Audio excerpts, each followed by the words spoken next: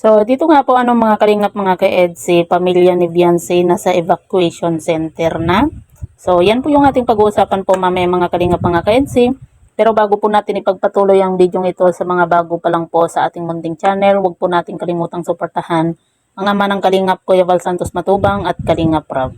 Paunawa panoorin po muna ang full video bago mag-comment para malaman ang nilalaman nito. So, dito nga po mga kalingap mga ka-EDSI, meron nga po tayong nabasa nga po na nag-comment nga po at sabi nga po niya, sana safe silang lahat sa evacuation center. So, yun po mga kalingap, wala rin po tayong update pa po sa pamilya nga po ni Beyonce, kung ano na ba yung kalagayan nga po nila mga kalingap. Pero yun nga po mga kalingap, napanood po natin yung video clip nga po ni Sir Bobby TV na grabe po yung lakas po ng ng hangin nga po.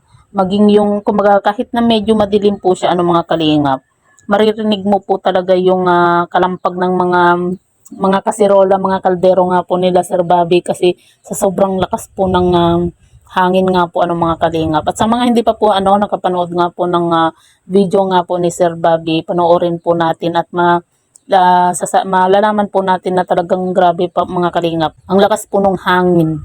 Kahit na medyo madilim-dilim po yung video, pero maririnig po natin yung mga kalampag nga po ng mga kagamitan nga po nila Sir Bobby nga po mga kalingap. Kaya naman marami po yung nag-aalala nga po sa pamilya nga po ni Beyonce kasi malapit po sila sa dagat, 'di ba? Kita nyo na lang po, 'di ba? Nung nakaraang bagyo, kahit hindi pa po siya ganun kalakas at kahit hindi po siya ganun kalakas yung hangin at yung ulan nga po, talagang grabe yung nangyari po sa bahay po nila Beyonce na talagang nabasa po lahat ng mga gamit nga po nila dahil nga po sa bagyo. Pero sana nga po mga kalingap, maging okay lang po sila yung pamilya nga po ni Beyonce at ipag-pray na rin po natin lahat po ng mga tinatamaan po ng bagyo nga po kasi grabe nakakaawa po yung mga natatamaan po ng bagyo kasi lalo na po sa sobrang hirap po ng buhay ngayon, 'di ba? Yun bang sira-sira na nga yung bahay mo tapos mas lalo pang masisira dahil sa bagyo, 'di ba? Nakakaawa po yung mga natatamaan po talaga ng bagyo nga po. Maging sa amin nga po mga kalingap, grabe ang lakas po nung bagyo nga po sa Cagayan nga po. Talagang ang dami rin pong nasirang bahay, mga pananim, 'di ba? Kaya nakakaawa po talaga yung mga natatamaan po ng bagyo. Ipag-pray na lang po natin mga kalingap na maging maayos po ang lahat at ligtas po yung mga natatamaan po ng bagyo nga po mga kalingap.